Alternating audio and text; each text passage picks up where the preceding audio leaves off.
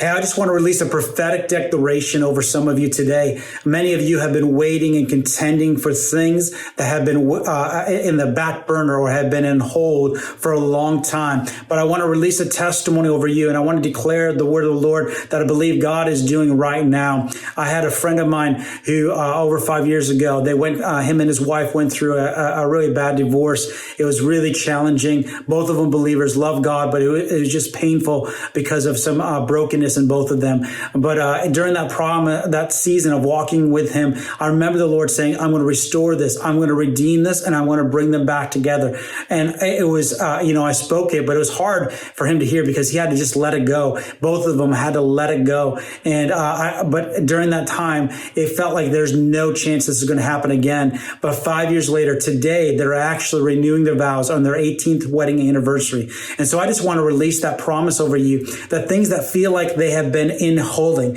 they have seem as though they're impossible. I want to encourage you today that when God speaks something, he is more about fulfilling that word than you are even about it, and that God will perform his will. He says that he speaks it and will not return to him void. And I felt like the Lord said, I'm restoring things. I'm restoring things. I've been restoring things that are broken, that have been lost, and that God is the Redeemer, and he's the Redeemer who takes things back better than they were before. So I just want to release that over you today.